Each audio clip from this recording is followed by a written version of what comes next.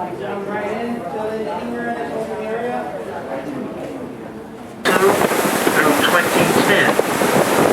So these are the names of survivors. Individuals that were extremely fortunate to make it out that day, went on to live their lives, but upon passing, have requested to be re-entered into the ship to spend eternity with their shipmates.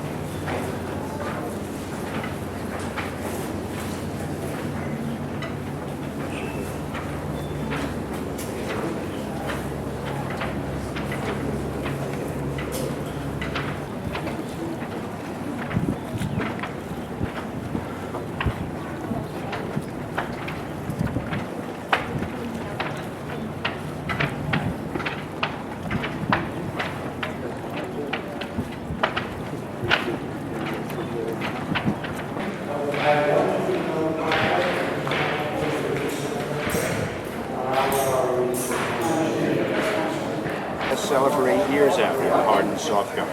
This is a small format book, and it's very informative on the way the war changed things for America's people. You do, but I'll dedicate it here. Tell me who you'd like it to. How about to you, though? About 35 minutes, just covers the basics of the ship, the history, and just some other things about the ship, about the guns and stuff like that.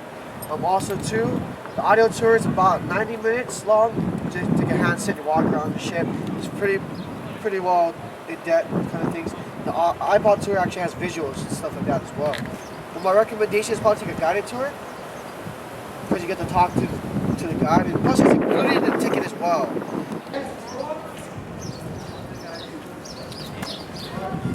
Tracking this, huh?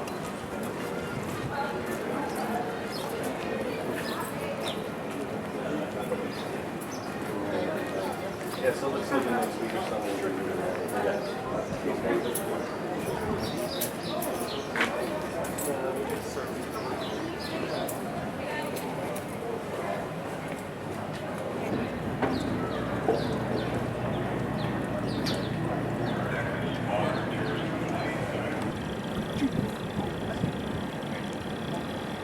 Everyone would like to go on the guided tour. I'll be your tour guide. I'll ask you to follow me, please. Have a safe day.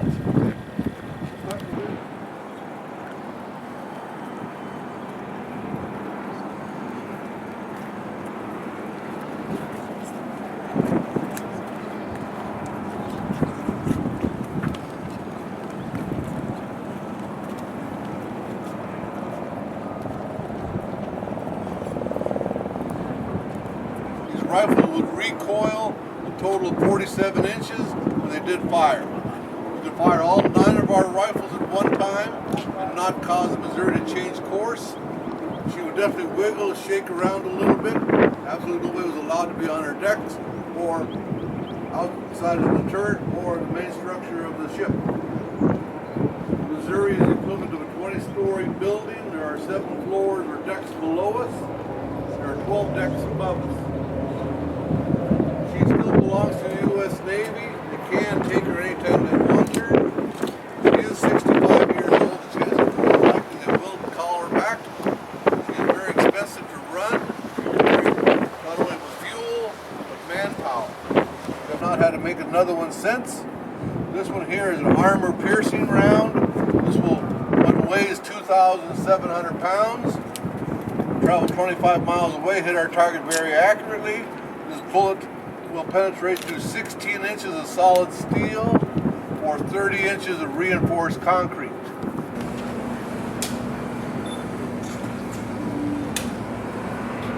This plaque actually represents 2 different things. One, this is where the table sat while we were in Tokyo Bay, September 2nd, 1945, to accept Japan's total and complete surrender of the Second World War. This plaque also represents the number of people killed during the Second World War. The Second World War was the most costliest war ever in human history. Nearly 70 million people were killed. Out of the 70 million people, over 50 million were innocent men, women, and children, just living their lives in their countries, non-combatants. By far the most horrific war ever in human history. The Emperor of Japan, Hirohito, only decided on surrender after we dropped our 2nd nuclear weapon on his country. This happened in August of 1945. After we dropped our 1st nuclear weapon, the Emperor still would not consider surrender. 3 days later, we dropped our 2nd nuclear weapon. At that time, the Emperor went on national radio, expressed to the Japanese people that their enemy, the United States, and our allies had a weapon to wipe them off the face of the earth. The Emperor did not tell the Japanese people that the fact they were developing the very same weapon we were, as were the Germans, as were the Russians. Only one at that time who was our ally were the Russians. This lucky deals with a hunch. The Emperor did not tell his people the fact they were developed. In fact, we only had 3 bombs total that are fighting on the streets of Japan.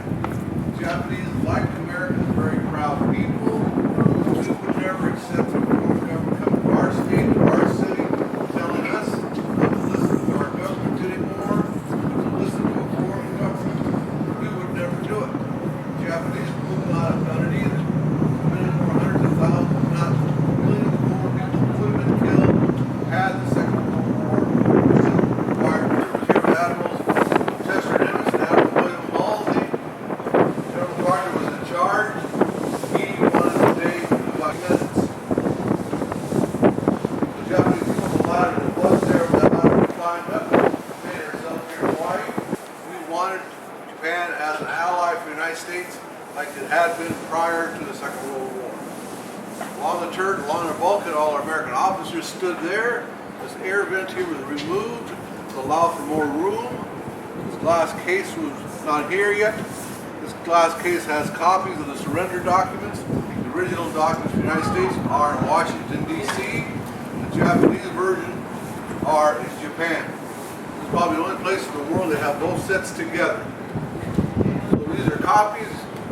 So you're welcome to take all the photos you like while you're on this deck. That open doorways and view into the captain's quarters. That's why this area was chosen as a surrender site. The black above his door has the name of the importance. Our American flag, that explains it.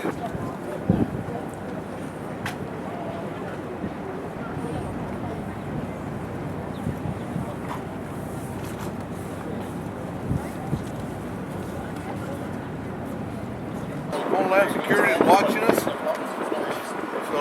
this will make it too long.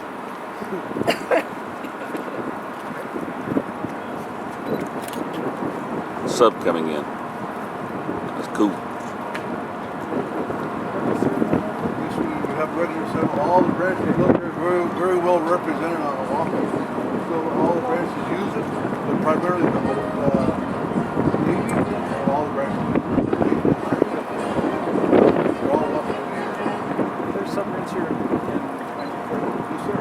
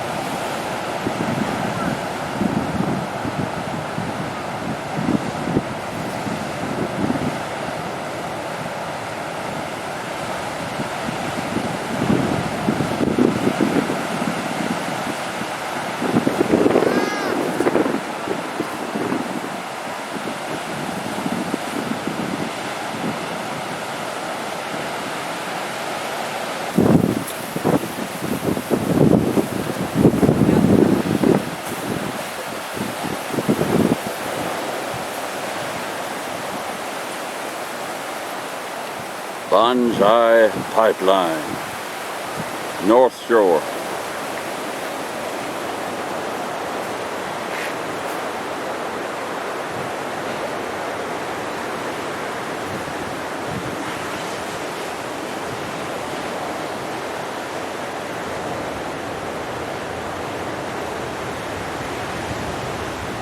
Ride him, son.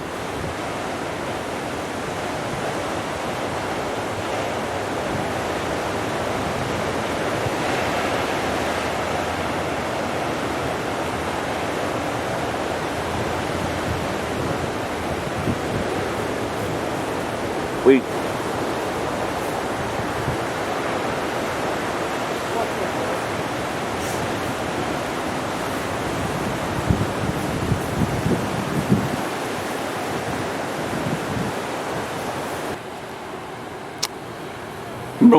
remember when the Beach Boys sang about Waimea Bay?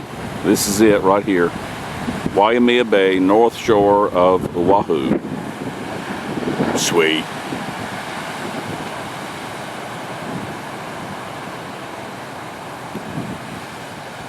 It's where the cliff dwellers jump.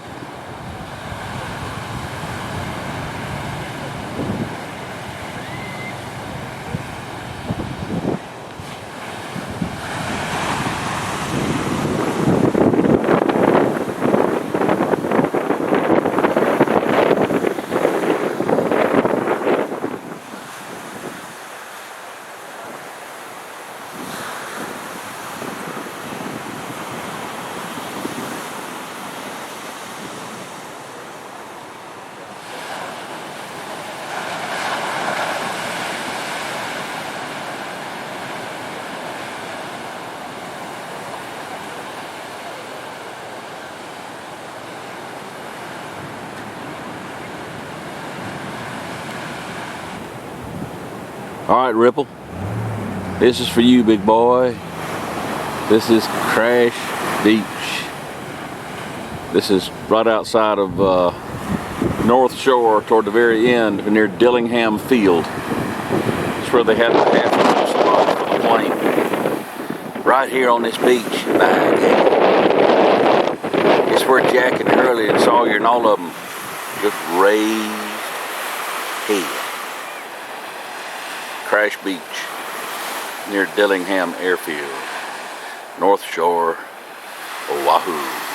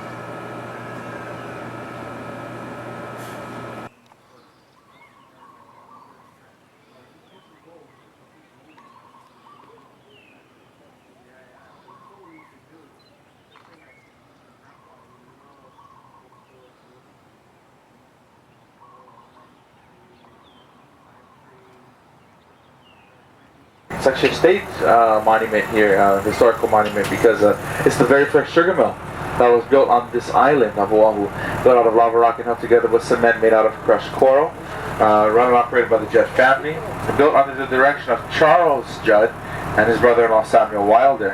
It operated for approximately 8 years, and they shut it down afterwards and decided to go with cattle ranching instead. Voyage, Hawaiian Fish Pond and Garden Tour, you're definitely going to get a chance to go on that dock and you go across the pond that they filmed this in. You're going to see that. But if not, you'll at least see it if you're going on the jungle expedition. You'll see the fish pond. So the fish pond is only about 4 or 5 feet deep. It's a very shallow fish pond.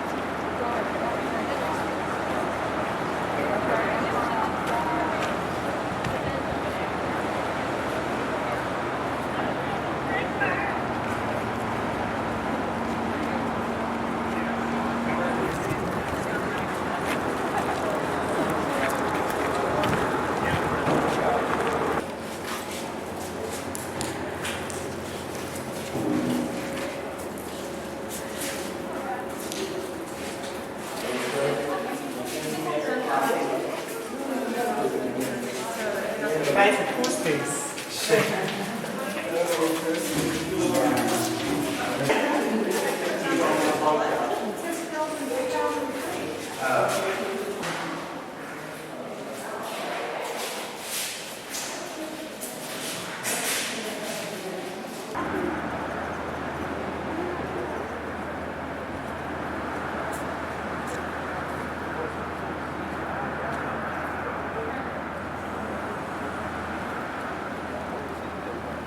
Beautiful, it's private. You know, no marketing that's for a location in Hollywood, especially if it has to take place in a tropical place. But it doesn't necessarily always have to take place in a in a tropical area. It could even be other places like in Magnum PI they used Arbalia's Ireland for just a brief few minutes in this one episode. But so. A lot of places is really covered, and we're going to start seeing that now. Jurassic Park coming up on your left-hand side. When Sam Neill will just stop here for a few minutes. You guys want to get a picture? Go ahead and do that now.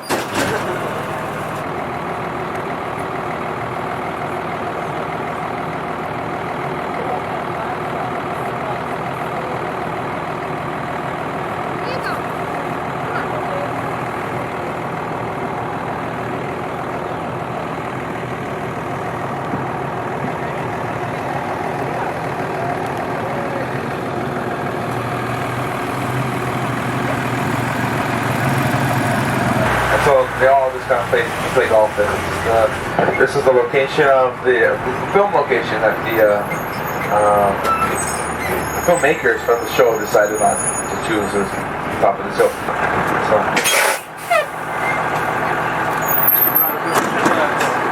Yeah,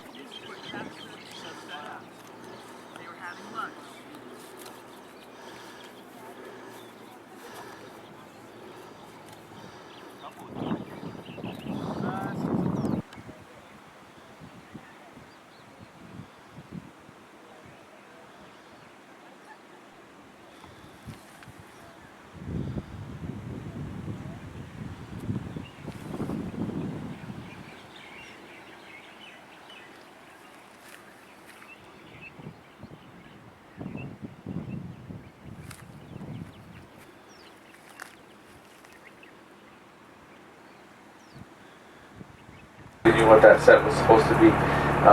Very few people know, but my friend that works there told me that it's the lost city of Atlantis. I've been meaning to ask them if they're going to be filming here at all, so I can meet someone famous. Even if you go in the jungle expedition, you'll see it. And so we've actually gotten federal grants to section off, which we section off our land and got federal grants to help regrow and Lanikai Beach, one of the top 5 beaches in the world. And there goes Mary Jo. Baggy.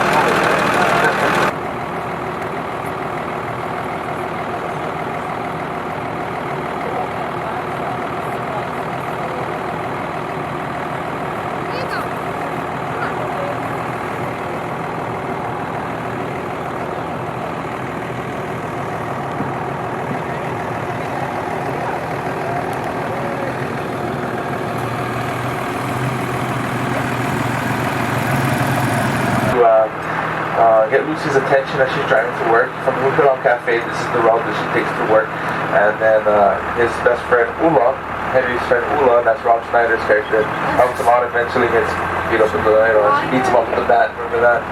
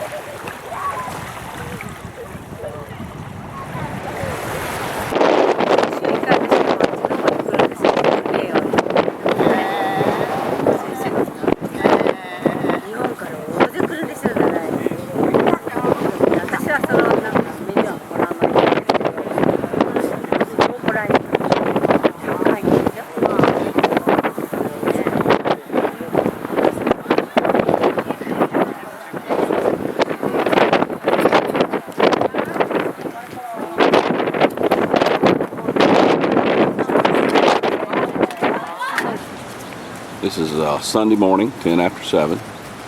Getting ready to leave Honolulu, head to Maui.